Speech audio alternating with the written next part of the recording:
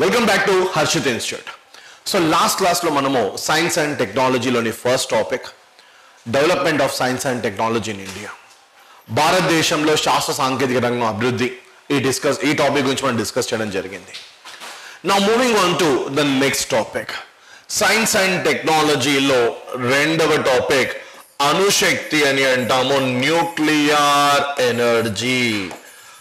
Science and టెక్నాలజీలో రెండవ topic అణుశక్తి అని అంటాం, న్యూక్లియర్ ఎనర్జీ అని అంటాం. సో ఎప్పుడైతే మనము న్యూక్లియర్ ఎనర్జీ అని అంటున్నాం, అణుశక్తి అని అంటున్నాం, సో అణుశక్తి యొక్క సోర్స్ ఏంటి? సో అణుశక్తి అనేది మనకి ఎక్కడి నుండి మనకు లభిస్తుంది అని అంటాం. What is the source of nuclear energy, from where we are obtaining nuclear energy? So జనరల్గా the moment talking about the case of atoms, పరమాణుల గురించి మనం డిస్కస్ చేస్తున్నప్పుడు పరమాణులకు సంబంధించి విభిన్న సిద్ధాంతాలు, విభిన్న నమూనాల గురించి మనం డిస్కస్ చేయడం, కెమిస్ట్రీలో ఇవన్నీ కూడా డిస్కస్ చేయడం జరుగుతుంది. సో పరమాణుకు సంబంధించి అన్నిటికన్నా ముందు జాన్ డాల్టన్ థియరీ అని అంటాం, జాన్ డాల్టన్ థియరీ. సో తర్వాత థామ్సన్ నమూనా అని అంటాం, రూథర్ఫర్డ్ నమూనా అని అంటాం, నీల్ బోర్ నమూనా, సో అదేవిధంగా సోమర్ఫీల్డ్ నమూనా అని అంటాం. సో ఇవన్నీ కూడా ఏంటి? పరమాణువుకి సంబంధించి. సో పరమాణు అంటే ఏంటి అని అన్నప్పుడు, సో పదార్థం యొక్క అతి చిన్న కణము, పదార్థం యొక్క అవిభాజ్య కణము, దీన్ని మనము పరమాణువు అని అంటాము. The smallest particle and the individual particle of matter, that is known as an atom. The smallest and indivisible particle of matter is known as an atom. Now the question is that పదార్థాలు అని అంటున్నాం, matter అని అంటున్నాం. So matter exists in how many forms? పదార్థాలు ఎన్ని స్థితుల్లో మనకు లభిస్తాయి అని అంటాం. పదార్థాలు ఎన్ని స్థితుల్లో మనకు లభిస్తాయి? Matter exists in how many forms? So school లెవెల్లో చెప్పేటప్పుడు పదార్థాలు అని అన్నప్పుడు ఘన పదార్థాలు, ద్రవ పదార్థాలు, వాయు పదార్థాలు అని అంటాం. లేదా సింపుల్గా సాలిడ్స్, లిక్విడ్స్ మరియు గ్యాసెస్ అని మాత్రమే చెప్తాం. సాలిడ్స్, లిక్విడ్స్ అండ్ గ్యాసెస్ అని అంటాం. కానీ వాస్తవానికి పదార్థాలు ఎన్ని స్థితులు లభిస్తాయి, matter exist in how many forms అని అన్నప్పుడు నాలుగవది ప్లాస్మా స్థితి అని అంటాము. అలాగే ఐదవది బోస్ ఐన్స్టీన్ స్థితి అని అంటాము. సో బోస్, సత్యేంద్రనాథ్ బోస్, అదే విధంగా ఆల్బర్ట్ ఐన్స్టీన్, సో వీరు కనుక్కున్న మరొక స్థితి అని అంటాం, బోస్ ఐన్స్టీన్ స్టేట్ అని అంటాం. So Bose Einstein condensed state అని కూడా అంటారు. బోస్ ఐన్స్టీన్ స్థితి లేదా బోస్ ఐన్స్టీన్ కండెన్స్డ్ స్టేట్ అని కూడా అంటాం. సో పదార్థాలు మనకు ఇన్ని రూపాల్లో, ఇన్ని భౌతిక స్థితిలో మనకు లభిస్తాయి, 5 స్థితులు. సో సాలిడ్స్, లిక్విడ్స్, గ్యాసెస్, అదేవిధంగా నాలుగవది ప్లాస్మా, ఐదవది బోస్ ఐన్స్టీన్ కండెన్స్డ్ స్టేట్ అని అంటాం. సో పదార్థంలోని అతి చిన్న అవిభాజ్య కణమును మనము పరమాణువు అని అంటాము. సో ఈ పరమాణువు నుండి మనకు లభించే శక్తిని మనము పరమాణు శక్తి అని అంటాం లేదా అణుశక్తి అని అంటాం. The energy that is obtained from the atoms, that is what is known as atomic energy or nuclear energy అని అంటాం. సో పరమాణువు నుండి మనకు శక్తి అనేది ఎలా లభిస్తుంది? సో కంటికి కనిపించని ఈ పరమాణువులు కంటికి కనిపించవు. సో మనము మన చుట్టూ అనేక రకాల పదార్థాలు చూస్తున్నాము, అనేక రకాల పదార్థాలను ఉపయోగిస్తున్నాము. సో ఫర్ ఎగ్జాంపుల్, ఆక్సిజన్ లేకుండా మనం ఒక 2 నిమిషాలు కూడా బ్రతకలేము. అదేవిధంగా నీళ్ళు లేకుండా, నీళ్ళు తాగకుండా సో భూమి పైన జీవించడం కష్టము. సో ఇటువంటి ఆక్సిజన్ మనం ఎప్పుడైనా చూసామా అంటే ఎప్పటికీ చూడలేదు, ఎప్పటికీ చూడలేము కూడా. We can never see the oxygen atom. అలాగే వాటర్ అని అంటున్నాం, నీళ్లు తాగుతున్నాం, నీళ్లు ఇష్టం వచ్చినట్టుగా ఉపయోగిస్తున్నాం. కానీ ఒక వాటర్ మాలిక్యూల్ని, సో నీటి యొక్క ఒక అణువుని కూడా మనం ఎప్పుడు కూడా ఒక అణువును మనం ఎప్పుడు కూడా చూడలేము. అనేక అణువులు కలిసినప్పుడు మనము వాటర్ని చూడగలుగుతున్నాము, తాగగలుగుతున్నాము, ఉపయోగించగలుగుతున్నాం. కానీ ఒక అణువును మనము చూడలేము అని అంటాం. సో పరమాణువులు కానివ్వండి, అణువులు కానివ్వండి, ఆటమ్స్ అండ్ మాలిక్యూల్స్ అని అంటాం. We can never see this particular atoms as well as molecules. So ఈ యాటమ్స్ నుండి లభించే శక్తిని మనము అణుశక్తి అని అంటాం. సో ఏ విధంగా అని అన్నప్పుడు పరమాణు నుండి శక్తిని ఏ విధంగా లభిస్తుంది, పరమాణుల నుండి మనకు శక్తి అనేది ఏ విధంగా లభిస్తుంది, in which particular way the nuclear energy is obtained. So పరమాణువుల నుండి శక్తి మనకు రెండు విధాలుగా, మొదట కేంద్రక విచ్ఛిత్తి అని అంటాము, న్యూక్లియర్ ఫిషన్ అని అంటాము. సో మొదట కేంద్రక విచ్ఛిత్తి అని అంటాం, న్యూక్లియర్ ఫిషన్. సో ఇది మొదటి పద్ధతి, this is one particular reaction. So ఈ చర్య వలన మనకు శక్తి అనేది లభిస్తుంది. ఒకటి కేంద్రక విచ్ఛిత్తి అని అన్నాం. సో రెండవది న్యూక్లియర్ ఫ్యూజన్ అని అంటాం. The second one is nuclear fusion. So దీన్నే మనము కేంద్రక సంలీనము అని అంటాము, కేంద్రక సంలీనము అని అంటాము.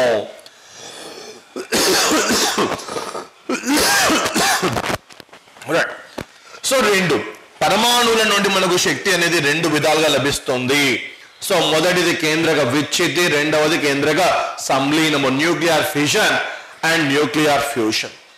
సో ఈ న్యూక్లియర్ ఫ్యూషన్ అంటే ఏంటి, న్యూక్లియర్ ఫ్యూషన్ అంటే ఏంటి, కేంద్రక విచ్ఛిత్తి అంటే ఏంటి, కేంద్రక సంలీనం అంటే ఏంటి, సో ఇవి డిస్కస్ చేసే ముందు, right, before discussing these things, వీటిని డిస్కస్ చేయడం కన్నా ముందు పరమాణు సంఖ్య అంటే ఏంటి డిస్కస్ చేద్దాం. పరమాణు సంఖ్య అని అంటున్నాం, పరమాణు ద్రవ్యరాశి అని అంటాం, అదేవిధంగా ఐసోటోప్లని అంటాం, ఐసోబార్లని అంటాం. సో కేంద్రక విచ్ఛిత్తి, కేంద్రక సంలీనము, న్యూక్లియర్ ఫిషన్, న్యూక్లియర్ రియాక్షన్స్ లో మనం చూసినట్లయితే ఫిషన్ మరియు ఫ్యూషన్. సో వీటిలో పరమాణువుల యొక్క విభిన్న ఐసోటోప్లు మాత్రమే మనం ఇక్కడ చూస్తూ ఉంటాం. కేంద్రక విచ్ఛిత్తిలో యురేనియం ఐసోటోప్ ని ఉపయోగిస్తూ ఉంటాం. అలాగే న్యూక్లియర్ ఫ్యూజన్ లో హైడ్రోజన్ యొక్క ఐసోటోప్లని అంటాం. కానీ ఐసోటోప్ అంటే ఏంటి? సో ఐసోటోప్ ను తెలుసుకునే ముందు పరమాణు సంఖ్య అంటే ఏంటి, పరమాణు ద్రవ్యరాశి అంటే ఏంటి, వీటి గురించి మనం చూద్దాం. సో మొదటగా పరమాణు సంఖ్య అని అంటాం, అటామిక్ నంబర్ అని అంటాం. సో అటామిక్ నంబర్ అంటే ఏంటి, what you mean by atomic number అని అంటాం. పరమాణు సంఖ్య అని అంటాం. పరమాణు సంఖ్య అంటే ఏంటి? సో ఒక పరమాణువులో ఉండే ఎలక్ట్రాన్ల సంఖ్య లేదా ప్రోటాన్ల సంఖ్య అని అంటాం. సో పరమాణువు అని అన్నప్పుడు ప్రతి ఒక్క పరమాణువు మధ్య భాగంలో పరమాణు కేంద్రకం అంటూ ఉంటుంది. పరమాణు యొక్క మధ్య భాగంలో ఉండే దాన్ని ఏమని పిలుస్తామో దాన్ని మనము పరమాణు కేంద్రకము అని అంటాం. దాన్ని మనం పరమాణు కేంద్రకము అని అంటాము. సో దీన్ని మనము న్యూక్లియస్ అని అంటాం. It is known as the nucleus. The particle which is for the centre, right, atom యొక్క సెంటర్ లో ఉండేదాన్ని, the one which is at the centre of the atom, that is known as nucleus అని అంటాం. So ఈ nucleus లో ఏముంటాయి? So nucleus లో మనం చూసినట్లయితే న్యూక్లియస్ లో న్యూట్రాన్లు ఉంటాయి. అదే విధంగా న్యూక్లియస్ లో ప్రోటాన్లు కూడా ఉంటాయి. న్యూక్లియస్ లో న్యూట్రాన్లు మరియు ప్రోటాన్లు ఉంటాయి. సో న్యూక్లియస్ వెలుపల పరమాణు కక్షలు అంటూ ఉంటాయి. అటామిక్ ఆర్బిటాల్స్ అని అంటాం, అటామిక్ ఆర్బిట్స్ అని అంటాం. సో పరమాణువు కక్షలు అటామిక్ ఆర్బిట్స్ అని అంటాం. సో ఈ ఆర్బిట్స్ లో ఎలక్ట్రాన్లు అనేవి పరమాణు కేంద్రకం చుట్టూ నిరంతరము పరిభ్రమిస్తాయి. The electrons revolve around the nucleus in different orbits, right. ఈ ఆర్బిట్స్ లో ఉండేవి ఎలక్ట్రాన్లు అని అంటాము. సో పరమాణు యొక్క మధ్య భాగంలో పరమాణు కేంద్రకము అని అంటాము. సో పరమాణు కేంద్రకంలో న్యూట్రాన్లు మరియు ప్రోటాన్లు ఉంటాయి. న్యూట్రాన్లకు ఎటువంటి ఆవేశము అనేది ఉండదు. న్యూట్రల్ లేదా దీన్ని మనం తటస్థము అని అంటాము. సో న్యూట్రాన్లకు ఎటువంటి ఆవేశం అనేది ఉండదు, తటస్థము అని అంటాం. అలాగే ప్రోటాన్ల యొక్క ఆవేశం ఏంటి అని అన్నప్పుడు ప్రోటాన్లకు ఉండే ఆవేశము ధనావేశము అని అంటాం, పాజిటివ్ చార్జ్ అని అంటాం. ప్రోటాన్స్ కి ఉండేది పాజిటివ్ చార్జ్. సో న్యూట్రాన్స్ కి ఎటువంటి చార్జ్ అనేది ఉండదు, ఆవేశం అనేది ఉండదు. కానీ న్యూట్రాన్లకు మాత్రం ధనావేశం ఉంది. కాబట్టి పరమాణు కేంద్రకం యొక్క ఆవేశం ఏంటి అని అంటాం. న్యూక్లియస్ యొక్క చార్జ్ ఏంటి అన్నప్పుడు న్యూక్లియస్ చార్జ్ అనేది పాజిటివ్ అని చెప్తాము. అలాగే పరమాణు కేంద్రకం వెలుపల ఉన్న కక్షలో ఎలక్ట్రాన్లు పరిభ్రమిస్తూ ఉంటాయి. So the moment talking about the case of electrons are present outside the nucleus moving in circular orbits. So ఎలక్ట్రాన్లకు ఉండే ఆవేశం ఏది అని అన్నప్పుడు ఎప్పుడో కూడా రుణావేశము అని అంటాము, నెగటివ్ ఛార్జ్ అని అంటాము. సో పరమాణు సంఖ్య అంటే ఏంటి? పరమాణు సంఖ్య అని అన్నప్పుడు ఒక పరమాణువులో ఉండే ఎలక్ట్రాన్ల సంఖ్య, పరమాణువులో ఉండే ఎలక్ట్రాన్ల సంఖ్య లేదా ప్రోటాన్ల సంఖ్య, పరమాణువులో ఉండే ప్రోటాన్ల సంఖ్య లేదా పరమాణువులో ఉండే ఎలక్ట్రాన్ల సంఖ్య, ఎలక్ట్రాన్లు లేదా ప్రోటాన్ల సంఖ్యను the number of electrons or protons that is known as atomic number అని అంటాం. సో అటామిక్ నంబర్ యొక్క సింబల్ ఏంటి అని అన్నప్పుడు Z అని అంటాం, క్యాపిటల్ లెటర్ Z అని రాస్తాం, అది పరమాణు సంఖ్య. అలాగే నెక్స్ట్ వన్ అటామిక్ మాస్ అని అంటాం. సో అటామిక్ మాస్ అని అంటాం. అటామిక్ మాస్ అంటే ఏంటి? పరమాణువు ద్రవ్యరాశి అని అంటాం, పరమాణువు ద్రవ్యరాశి. సో పరమాణువు ద్రవ్యరాశి అంటే ఏంటి? సో పరమాణువు కేంద్రకంలో ఉన్న ప్రోటాన్లు మరియు న్యూట్రాన్ల మొత్తము పరమాణు కేంద్రకంలో ఏమున్నాయి? పరమాణు కేంద్రకంలో తటస్థ ఆవేశం ఉన్న న్యూట్రాన్లు ఉన్నాయి, ధనావేశము కలిగిన ప్రోటాన్లు ఉన్నాయి. సో ఎప్పుడైతే మనం అటామిక్ మాస్ అని అంటున్నామో, పరమాణు ద్రవ్యరాశి అని అంటున్నామో, అప్పుడు ప్రోటాన్ల సంఖ్య మరియు న్యూట్రాన్ల సంఖ్య మొత్తము the sum total number of neutrons and protons, some total number of neutrons and protons, that is known as atomic mass. So పరమాణు ద్రవ్యరాశి అని అన్నప్పుడు ప్రోటాన్లు మరియు న్యూట్రాన్ల మొత్తము అని అంటాం, sum total number of neutrons and protons. Right, ఇది ఏంటి? అటామిక్ మాస్ అని అంటాం. This is nothing but atomic mass. So atomic number అని అన్నప్పుడు, పరమాణు సంఖ్య అని అన్నప్పుడు ఎలక్ట్రాన్లు లేదా ప్రోటాన్ల సంఖ్య. అలాగే అటామిక్ మాస్ అని అన్నప్పుడు పరమాణు ద్రవ్యరాశి అని అన్నప్పుడు పరమాణు కేంద్రకంలోని ప్రోటాన్లు మరియు న్యూట్రాన్ల మొత్తము, పరమాణు కేంద్రకంలోని ప్రోటాన్లు మరియు న్యూట్రాన్ల మొత్తము the sum total number of protons and neutrons అని అంటాం. సో వీటిని మనం బేస్ చేసుకొని, అంటే పరమాణు సంఖ్య, పరమాణు ద్రవ్యరాశి, ఈ రెండింటిని బేస్ చేసుకొని న్యూట్రాన్ల సంఖ్యను మనం తెలుసుకుంటాం. పరమాణు సంఖ్య ఆధారంగా, పరమాణు ద్రవ్యరాశి ఆధారంగా పరమాణు కేంద్రకంలో ఉన్న న్యూట్రాన్ల సంఖ్యను మనం తెలుసుకోవడం జరుగుతుంది. సో పరమాణు సంఖ్య అంటే ఏమన్నాము? Z అని అంటే ఎలక్ట్రాన్ల సంఖ్య లేదా ప్రోటాన్ల సంఖ్య అని అన్నాం. అలాగే పరమాణు ద్రవ్యరాశి అని అన్నప్పుడు ప్రోటాన్లు మరియు న్యూట్రాన్ల మొత్తము అని అంటున్నాము, ప్రోటాన్లు మరియు న్యూట్రాన్ల మొత్తము. So for example carbon C612 అని రాసాం, కార్బన్ C612 అంటున్నాం. సో కార్బన్ C612 దీని యొక్క పరమాణు సంఖ్య ఏంటి? దీని యొక్క పరమాణు ద్రవ్యరాశి ఏంటి? దీన్ని ఎలా గుర్తిస్తాం? సో ప్రతి ఒక్క మూలకమును సూచించడానికి మనకు ఒక పద్ధతి అంటూ ఉంది. And element is denoted by, ప్రతి ఒక్క మూలకమును మనం ఎలా సూచిస్తామో XZA, మూలకములను సూచించు పద్ధతి XZA. Elements are denoted by XZA. So ఇక్కడ X అంటే ఏంటి? ఇక్కడ X అని అన్నప్పుడు మూలకము అని అంటాము, ఎలిమెంట్. అలాగే Z అని అన్నప్పుడు పరమాణువు సంఖ్య, అటామిక్ నంబర్.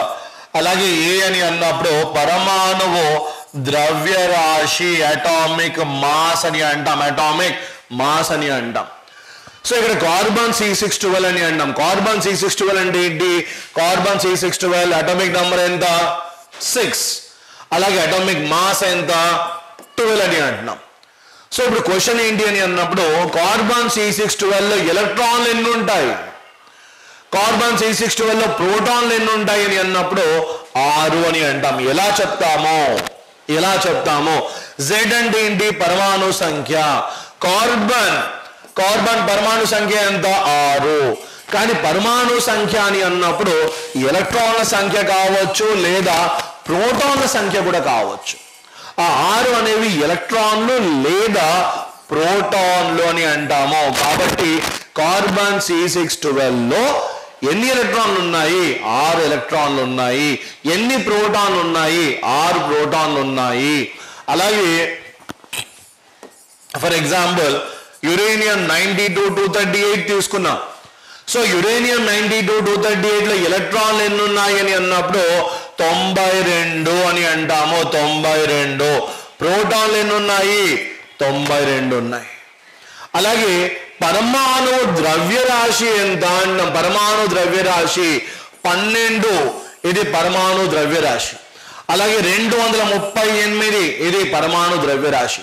కానీ పరమాణు ద్రవ్యరాశి అంటే ఏంటి?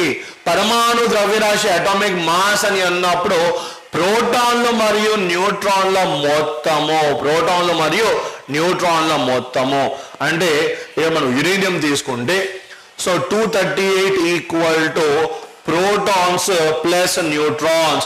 238 equal to protons plus neutrons. కారణం ఏంటి? సో యురేనియం ద్రవ్యరాశి ఎంత? 238 అన్నాం. 238.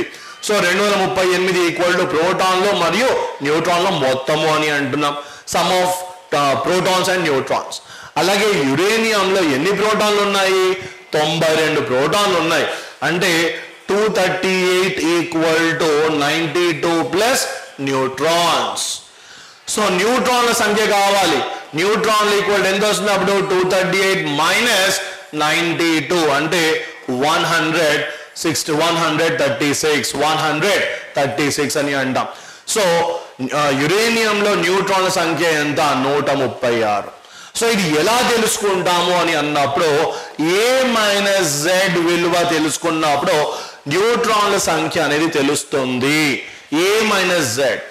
సో ఏంటి ఏమన్నాం మనము? పరమాణు ద్రవ్యరాశి. పరమాణు ద్రవ్యరాశి అంటే ఏంటి? ప్రోటాన్లు మరియు న్యూట్రాన్ల మొత్తము. మైనస్ Z అంటే ఏంటి? పరమాణు సంఖ్య. పరమాణు సంఖ్య అంటే ఏంటి? ప్రోటాన్ల సంఖ్యను మనము పరమాణు సంఖ్య అని చెప్పవచ్చు. Right. So P and P cancel అని మిగిలిపోయేది ఏంటి? కేవలం N మాత్రమే మిగులుతుంది. అంటే A-Z విలువ తెలుసుకున్నప్పుడు న్యూట్రాన్ల వాల్యూ అనేది తెలుస్తుంది. The number of neutrons in an element is given by A-Z is given by A-Z.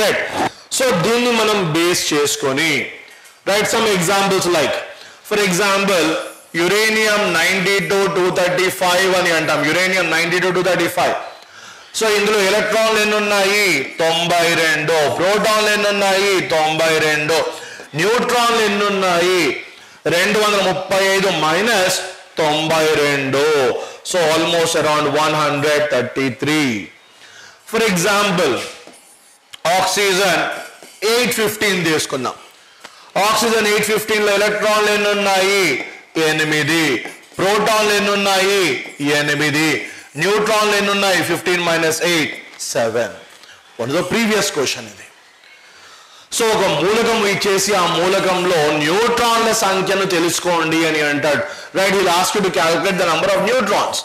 So number of neutrons are calculated by A-Z. Are calculated by A-Z అని అంటాం. దెన్